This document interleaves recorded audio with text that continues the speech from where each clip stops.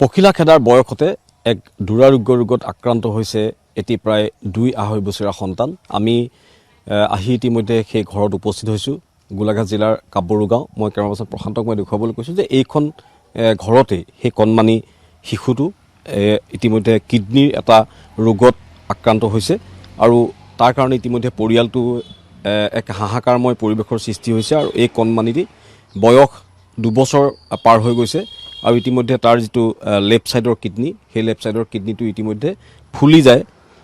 ইতিমধ্যে চিকিৎসা কৰিছে গুৱাহাটী চিকিৎসা মহাবিদ্যালয়ত বা গোলাঘাটত তেখেতসকলে চিকিৎসা কৰি সেই তথ্য লাভ কৰিছে আৰু এই ইতিমধ্যে কৈছে তাত মেডিকেল ৰিপৰ্টত কৈছে যে হাইড্ৰনেফ্ৰছিছ জাতীয় এক ৰোগত এই শিশুটোৰ কিডনি ইতিমধ্যে আক্ৰান্ত হৈছে আৰু তাৰ কাৰণে ইতিমধ্যে এটা ভাল উন্নত চিকিৎসাৰ বাবে পৰিয়ালটো কোনো ফালে যাব পৰা নাই কাৰণ তেওঁৰ উপাৰ্জন কৰা এজনে ব্যক্তি তেখেতে ইতিমধ্যে যি উপাৰ্জন কৰে দিন হাজিৰা কৰে সেই দিন হাজিৰা কৰি ঘৰখন চলাব লাগে আৰু সমান্তৰালভাৱে ঘৰখন চলোৱাৰ লগতে সেই শিশুটোৰ চিকিৎসাৰ কথা যেতিয়া মনলৈ আহে তেতিয়া তেখেতসকলৰ বুকু কঁপি উঠে।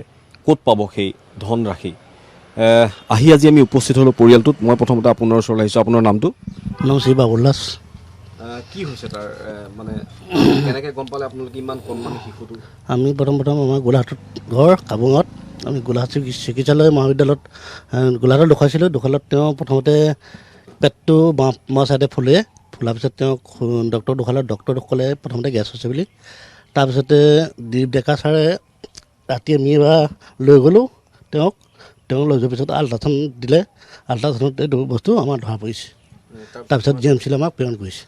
গুৱাহাটীত কি ক'লে আপোনালোকে? জি এম চিটো আমাক একেই কৈছে, আপোনাৰ টাকিনি আমাৰ নাই বুলি কৈছে আৰু টাকিনি ফুলি গৈছে বুলি কৈছে। এতিয়া আমাৰ বিশেষকৈ আমাৰ আৰ্থিক দিশ বৰ দুৰ্বল। মই দিন হাজিৰা কৰি খাওঁ। আগতে মোৰ ফাষ্টফুড দোকান আছিলে কলেজ ওচৰত, সেয়াও মিউনিচিপালে উঠাই দিছে। এতিয়া মোৰ চিকিৎসা কৰাৰ কাৰণে ল'ৰাটো অসমৰ্থ। কেনেকৈ চিকিৎসা কৰিব? চিকিৎসাটো কৰিবই লাগিব। চিকিৎসাটো কৰিবই লাগিব।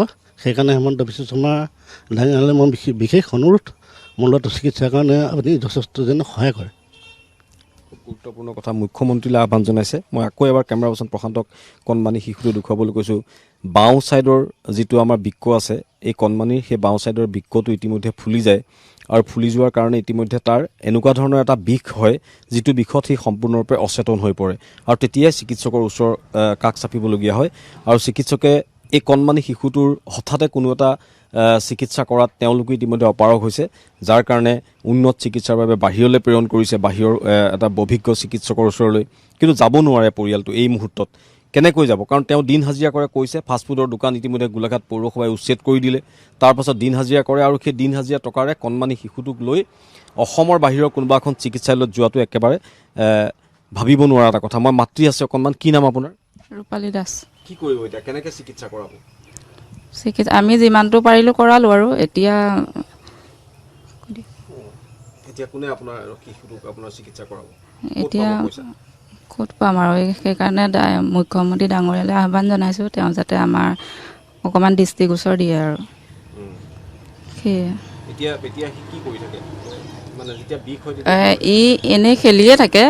যেতিয়া মানে ইয়াৰ অসুখটো হয় তেতিয়া পেটটো ফুলি গোটা এটা হৈ যায়, টান হৈ, তেতিয়া সি মানে একদম দুৰ্বল হৈ যায় আৰু অচেতন হৈ যায়। ইয়াৰ 2 বছৰ আপ হৈছে। ইয়াৰ উজ্জ্বল দাস। আকৌ এবাৰ মই কণমানিৰ মুখখন দেখুৱাবলৈ কৈছোঁ। হয়তো মুখ্যমন্ত্ৰীৰ দৃষ্টিগোচৰ হোৱাৰ লগে লগেই এই সন্তানটোৱে সেই চিকিৎসা লাভ কৰিব। তাৰ উপৰিও অসমৰ ৰাইজকো আহ্বান জনাইছোঁ যে আপোনালোকে এবাৰ সেই 2 বছৰীয়া কণমানি শিশুটোক এবাৰ ভালকৈ লক্ষ্য কৰক আৰু তাক সুস্থ কৰি তোলাৰ দায়িত্ব আমাৰ সকলোৰে আছে। আমি যদি সকলোৱে অকণমান আৰ্থিক সহযোগিতা আগবঢ়াওঁ তেতিয়াহ'লে হয়তো সেই শিশুটো সুস্থ উঠিব, পৰিয়ালটোৰ মুখলৈ হাঁহি বিৰিঙি আহিব আৰু আমাৰ যি সামাজিক দায়বদ্ধতা সেই সামাজিক দায়বদ্ধতাৰ প্ৰতিও আমি আমাৰ নিজৰ যি পৰিচয় সেই পৰিচয় দাঙি ধৰিবলৈ সক্ষম হ'ম। গতিকে আহক সকলোৱে মিলি উজ্জ্বল দাস নামৰ সেই 2 বছৰীয়া কণমানি শিশুটোৰ কিডনী ৰোগ নিৰাময় কৰি তাক সুস্থ কৰি তোলোৱাৰ লগতে আমি সেই পৰিয়ালটোৰ মুখলৈ হাঁহি বিৰিঙাই আনো।